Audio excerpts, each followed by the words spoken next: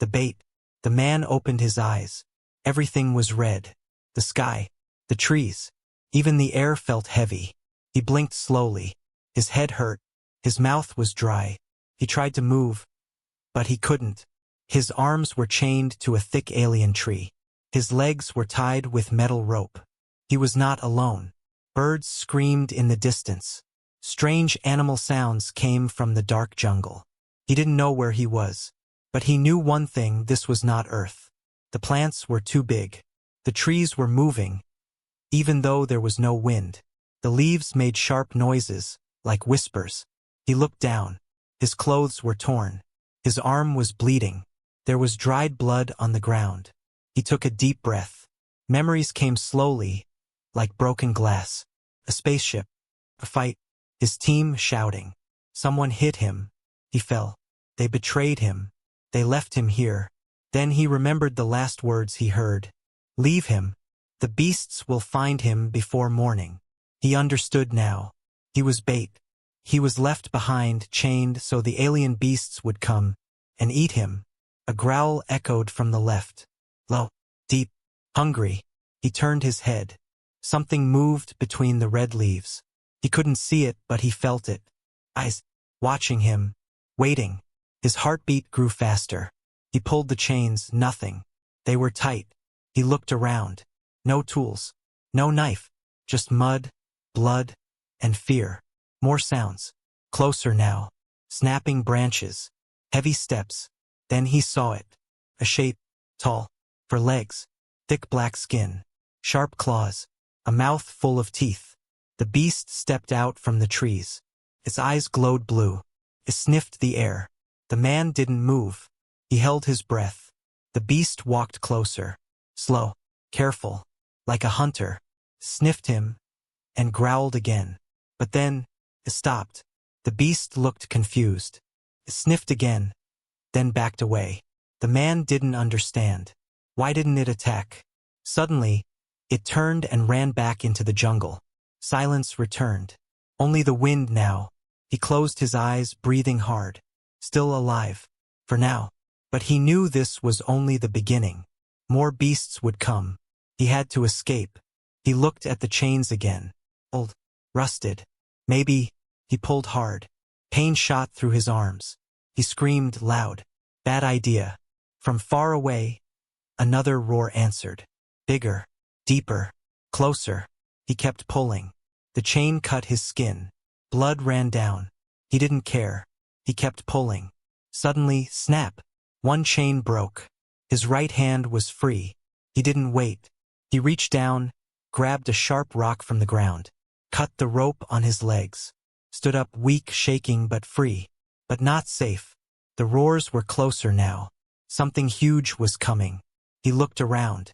One path through thick red plants. He ran. Branches cut his face. Thorns tore his arms.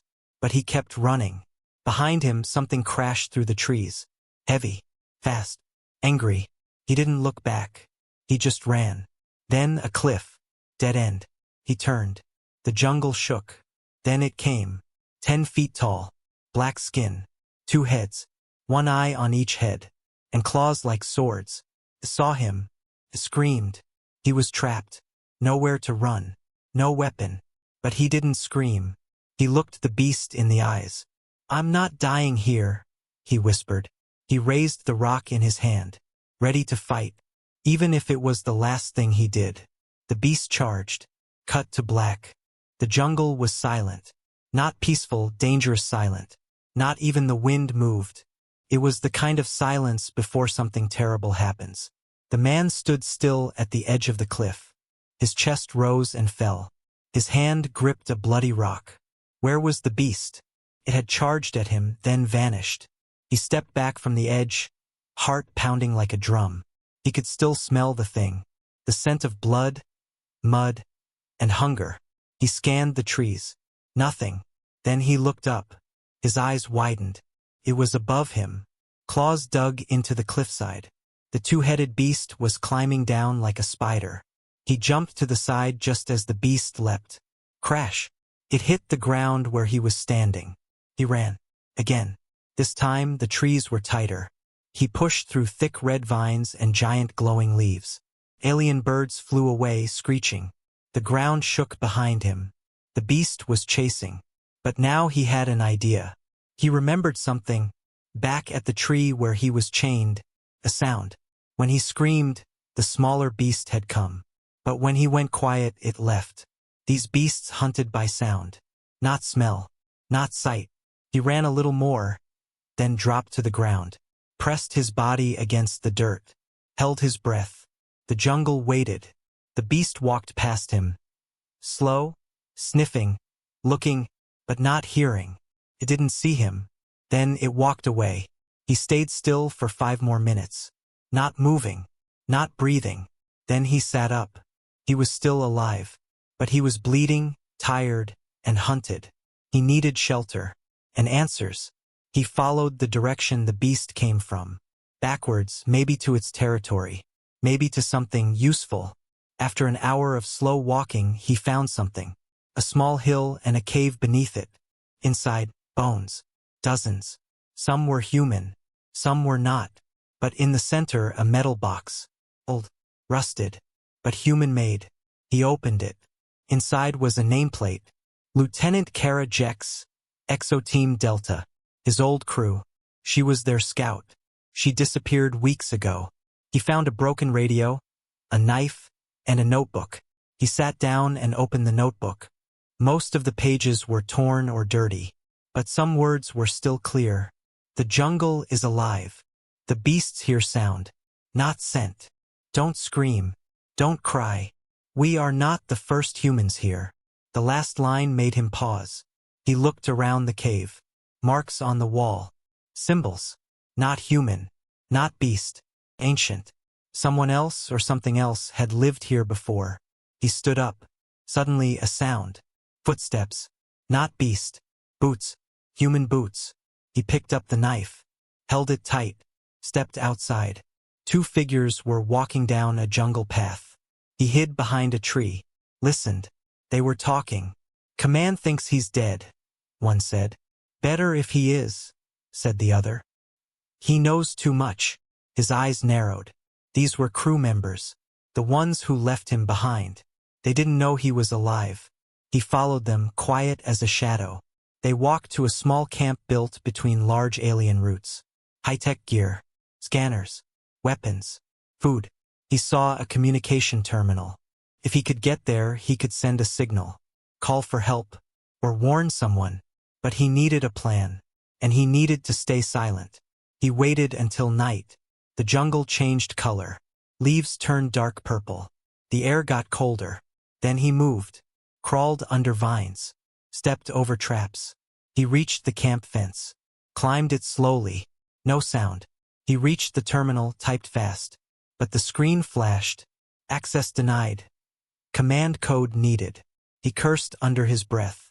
Suddenly, light hit his face. Hey! A voice shouted. Who the hell? The man threw the knife. It hit the soldier's arm. He screamed. Too loud. The jungle roared back. From the darkness, growls. Dozens. The beasts were coming. The man ran again. Not from the humans, but from what was coming through the trees. Behind him, he heard screams. The beasts didn't care who made the sound. They only wanted blood. He escaped into the jungle again. He was tired. Wounded. Alone. But now he had a weapon. He had knowledge. And he had rage. They left him as bait. Now the jungle was hunting them all. Rain fell. Soft. Cold. Like the jungle was washing away the blood. The man sat under a thick tree root, his back against the trunk. His shirt was soaked. His arm was bleeding. But he was alive. He closed his eyes. He could still hear them scream, the ones who left him. The beasts had done the hunting this time. He smiled, but only for a second. The pain reminded him. This was far from over. He opened the notebook again. Lieutenant Karajex's words haunted him. We are not the first humans here. The jungle is listening. Something watches from above. Above? He looked up. The red jungle sky was quiet. But something inside him didn't trust that calm. He stood up. He had to keep moving. By morning, he found it. The old forward base, hidden behind vines, almost forgotten. It was once a safe zone for his crew. Now it was broken like everything else. The gates were open, scorch marks on the wall, blood stains on the floor, but no bodies. He walked through slowly, past burned crates, overturned tables, shattered helmets. Then he saw it. A helmet cam still blinking, still recording. He picked it up, pressed play. The screen showed chaos, screams, Lieutenant Kara yelling, "We shouldn't be here!" Gunfire, and then static. But just before it ended, a voice, clear, calm, cold. "Leave one behind. The jungle will feed. We move forward. No weakness." The man's jaw clenched. It was Commander Roan, the one who gave the final order, the one who betrayed him. Now it was clear the crew didn't panic. They planned it. They left him behind on purpose. He was never just bait. He was sacrifice.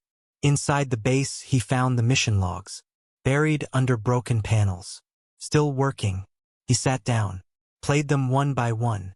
The early logs were simple, mapping the jungle, studying alien ruins, collecting rare minerals. But the tone changed. Day 18. We found a structure. Not natural. It was buried. Old. Thousands of years. Day 21. Kara says it's alive. Not possible. We ordered her to keep quiet. Day 25. We tested the power core. It sent a signal into the ground. Day 27. Something answered. The last log. Commander says we press forward, even if it costs lives. The man stared at the screen.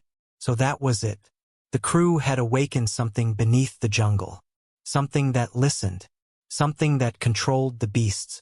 And to protect their mission, they had chosen silence. Even if it meant murder. He stood up. Now it wasn't just about survival. Now it was revenge. He followed the trail north, deeper into the jungle, where the last signal had come from. He knew they were still out there. Commander Roan, the rest of the crew, chasing something ancient. The ground changed. Softer, hotter. The plants no longer looked natural. Some glowed blue. Some moved when he passed. Then he saw it.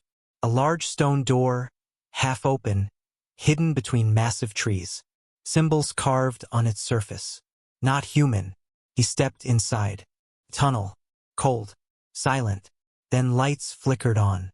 Not from him, from the walls. Motion activated. He wasn't the first here. Someone had walked these halls before. The tunnel led to a massive chamber. Metal and stone twisted together. In the center, a floating object. Pulsed. He walked closer. Felt heat. Felt something in his mind, waking up. Then a voice. Not from a speaker. Not from the air. From inside his head. "You are not jungle-born. You are outsider. You are survivor." He stepped back. "What are you?" he said aloud. Silence. Then, "They took the key. They opened the gate. Now, they must be judged." The lights turned red. The chamber shook. The object spun faster. The man ran. Outside, the jungle had changed again. Now the trees whispered his name. Now the vines moved on their own. The jungle was waking up. And it remembered who broke the chains. The jungle no longer felt like a place. Felt like a mind. It watched him. It listened when he breathed. And now, it whispered. Words without sound. Voices without faces. Dreams that did not belong to him. He ran. Back through the tunnel. Past the glowing plants. The stone door closed behind him without a sound. He dropped to his knees in the mud. His hands shook. That voice, the one inside the ancient chamber, it wasn't just talking. It was touching his thoughts. He looked at the red trees around him. The leaves didn't move in the wind. They moved on their own. This jungle was alive. Not just in body, in mind. Hours passed. He walked in silence, deeper into the wild, following an old signal beacon blinking faintly on a hill. The beacon was half buried under moss. But beside it, something worse. A camp. Old. Human.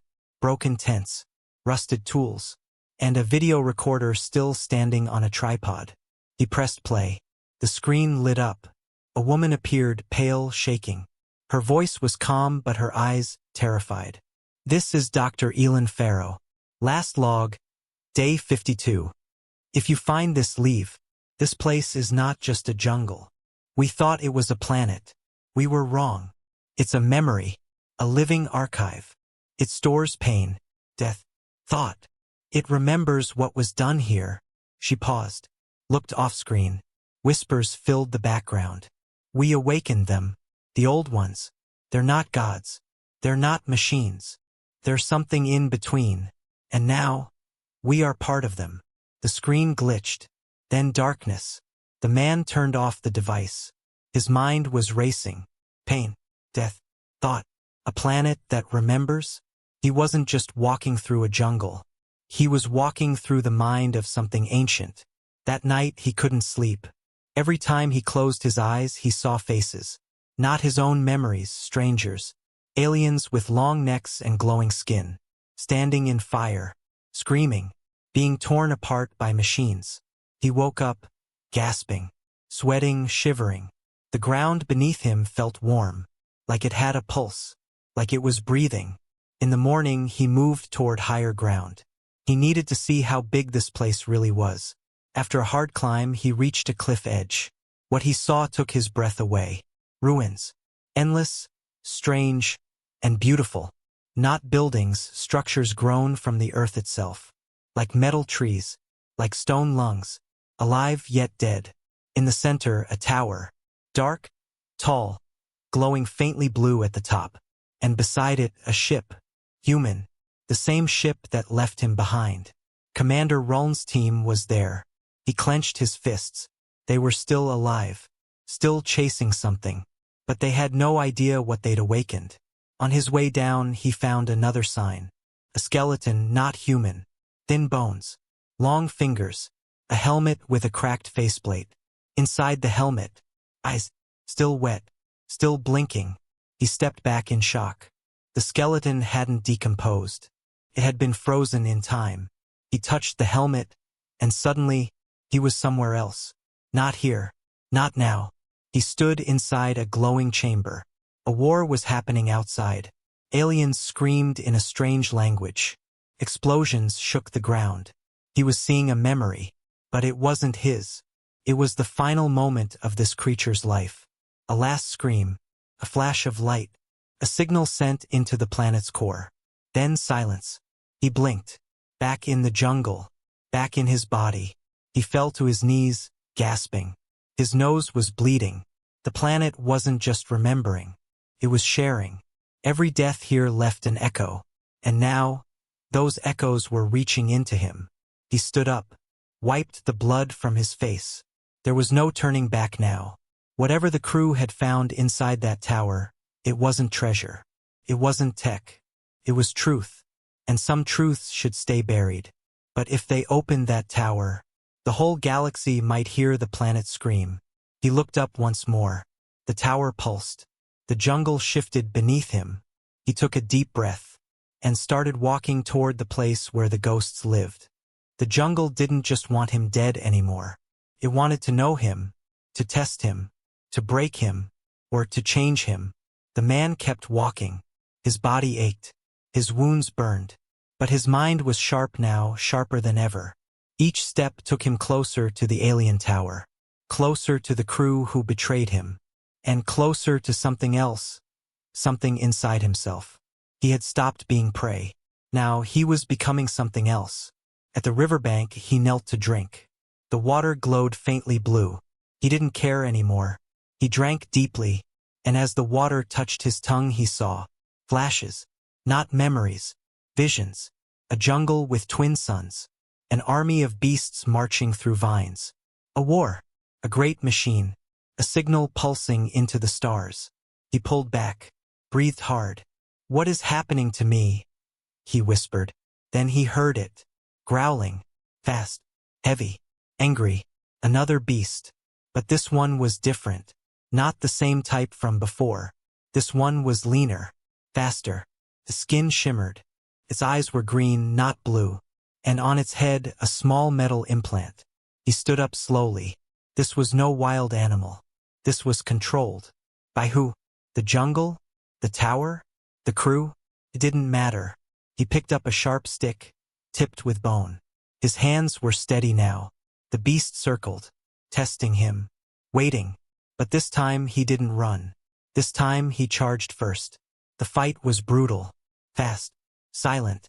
The man dodged the first swipe, rolled under its second. He stabbed upward, hit the implant.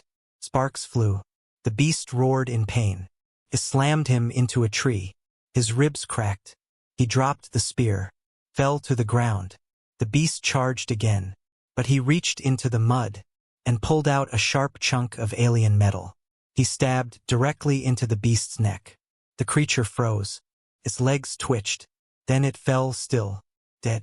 The jungle went quiet again. He stood, bloody, shaking, and looked down at the body. Then he saw it. Inside the broken implant, a tiny light, still blinking.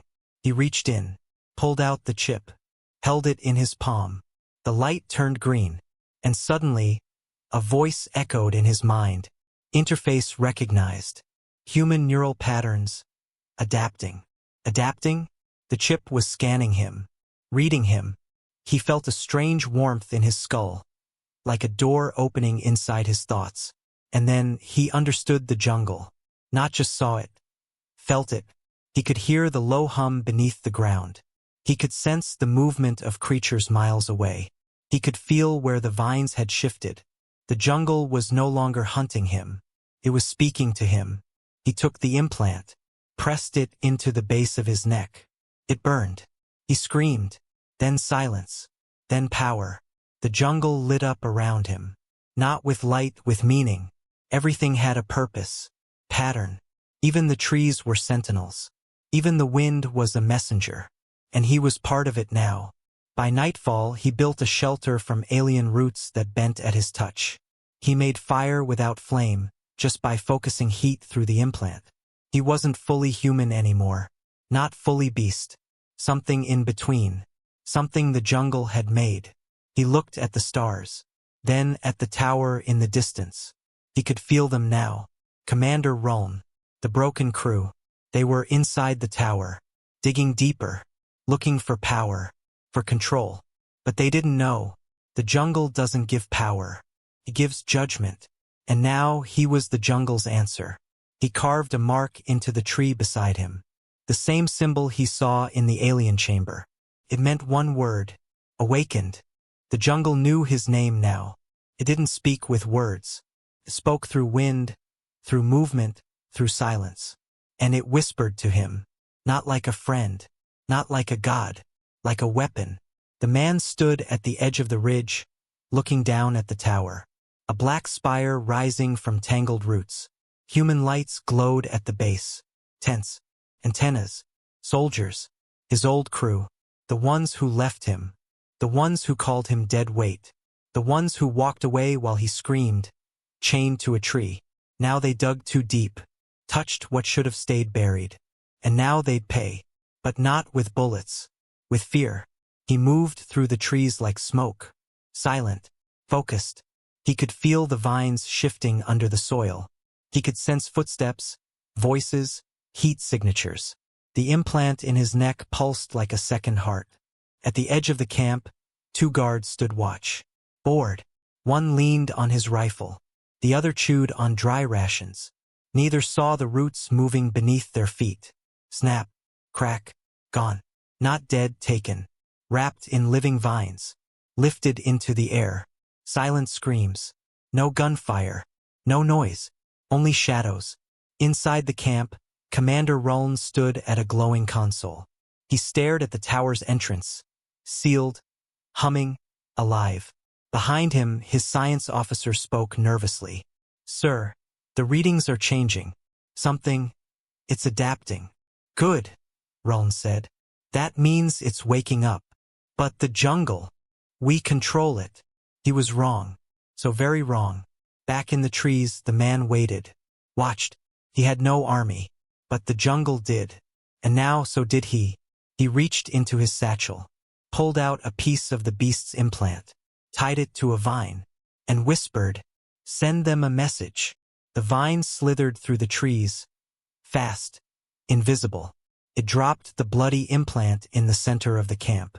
A soldier walked up to it. "What the hell is this?"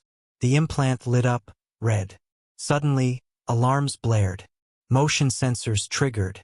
Everyone turned toward the trees. Too late. The jungle moved. Roots shot from the ground, ripping down tents. Beasts emerged from shadows. Not wild anymore, but guided. Their eyes now glowed green. Like his. The man moved with them. Fast. Silent. Precise. He disabled one soldier with a whip of vine. Took another's weapon. Moved through fire like a ghost. He wasn't just here to kill. He was here to deliver justice. Commander Rollin stared in disbelief as his team fell. One by one. Then he saw him. Emerging from smoke. Blood on his face. Eyes glowing. Still alive. "You?" Rollin whispered. "We left you." "I remember," the man said. "The jungle remembers too." He raised the stolen rifle, but didn't shoot. Instead, he pointed behind Rollin. The tower door had opened. A low hum shook the earth. Blue light poured out. The tower had chosen, and it had not chosen Rollin. Vines wrapped around Rollin's legs, pulled him to the ground. He screamed, begged. The man watched. Not cold, not cruel, just done. As the tower pulled Rollin inside, the jungle went still again. The beasts vanished into trees. The fire died out. Silence. Only the man remained. He walked into the tower. Alone. No weapons. No fear. Inside, walls of living metal pulsed like veins. He stepped into the center chamber. A voice echoed, not outside, but in his skull. Trial complete. Host accepted. Purpose. Guardian. Not conqueror. He saw visions again. Alien cities. Destroyed. By greed. By ambition. This tower was not a weapon. It was a lock. And now he was its key. He walked to the center console. Placed his hand on it. The tower lit up. The jungle outside breathed in peace. He had become part of something ancient. Not its master. Not its servant. His balance. It was quiet now. Too quiet. Not peaceful, not yet. The jungle held its breath. Like it was waiting for his next move. Like it knew this was the end or the beginning. He stood inside the alien tower. Alone. The walls pulsed with slow light. Not like a machine. Like a heart. Beneath his feet, the floor shifted with every thought. The tower was alive. And it was connected to him. His body still bore scars. Old wounds. Fresh blood. But inside, something had changed. He was not the same man who had been left in chains. That man had died long ago. This one had learned to survive. And now he had to decide what came next. In the center of the chamber, a shape floated, not solid, not energy. A core. Pulsing. Waiting. As he stepped closer, it spoke again. Not in words, but in thoughts. Last access. Final key. Final question. What should remain? The lights around him flickered. You have the authority. Guardian of memory. Keeper of pain. Breaker of chains. He looked at his hands. The dirt. The cuts. The blood. Was this what humanity looked like? When it was finished. When it had fought, killed, and finally won. He remembered his crew. Their betrayal. Their greed. Their screams. He remembered the beasts. The jungle. The endless fight. He remembered the voices. The ghosts. The ancient ones who once ruled this world. They were all gone now. But their choices remained. The tower showed him images. Visions of what could come. A galaxy ruled by fear. Warships landing on jungle soil. Cities rising over roots. Another cycle of control. Of chains. Then it showed another path.